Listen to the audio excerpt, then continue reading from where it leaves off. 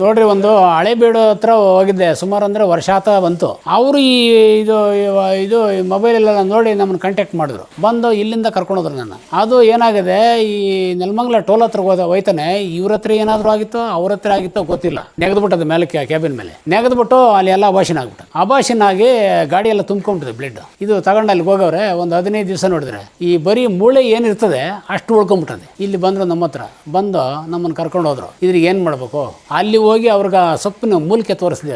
ಇದನ್ನು ತಿನ್ನಿಸ್ತಾ ಬನ್ನಿ, ಅದು ತಲೆ ನೆಲಗಾಕಿದ್ರೆ ಮೇಲೆ ಕೇಳ್ತದೆ. ಇದನ್ನು ಕಂಟಿನ್ಯೂ ಆಗಿ 48 ದಿವಸ ತಿನ್ನಿಸ್ಬೇಕು ಅಂತ ಹೇಳಿದೆ. ಆ ಮೂಲಿಕೆನ ಅದನ್ನು ತಿನ್ನಿಸ್ತಾ ಬಂದರು. ಅದ್ರ ಹೊಟ್ಟೆಗೆ ಸ್ವಲ್ಪ ಗಂಜಿ ತಾಟಿ ಬೆಲ್ಲ ಅದನ್ನು ಮಾಡ್ತಾ ಬರ್ನಿ. ಇದು ಡೈಲಿ ಬೆಳಗ್ಗೆ ಒಂದಿಡಿ ಸ್ಟಡಿ ಆಯಿತು. ಈ ಕರ ಹಾಕಿದೆ, ಅದು ಚೆನ್ನಾಗಿದೆ ಅದು ಹೊಸದು. ಹಂಗಾಗಿ ಅಂಥವ್ನು ಏನೋ ನಿಮ್ಮ ಪುಣ್ಯಣ, ಅದು ನಿಮ್ಮ ವಂಶಕ್ಕೆ ಸ್ಥಿರವಾಗಲಿ, ಇಂಥವನ್ನೆಲ್ಲ ನೋಡಿ ಉಳಿಸ್ಕೊಳ್ತೀರ. ಇಲ್ಲ ಅಂದರೆ ಅದು ಕೊಯ್ತಾ ಇತ್ತು ಅಂತೇಳಿ ಅದನ್ನು ಉಳಿಸ್ಕೊಟ್ಟು ಬಂದೆ. ಇವತ್ತು ಏನೋ 4 ಜನಕ್ಕೆ ಮಕ್ಕಳಿಗೆ ಹಾಲು ಉಣ್ಸೋಕೆ ಒಂದು ದಾರಿ ಆಗಿದೆ. ಒಂದು ಒಳ್ಳೆ ಕರ ಉಳಿತದೆ. ದೇಶನೂ ಇದು ಹಳ್ಳಿಕಾರ ಅಂತ ತಳಿ ಉಳಿತದೆ.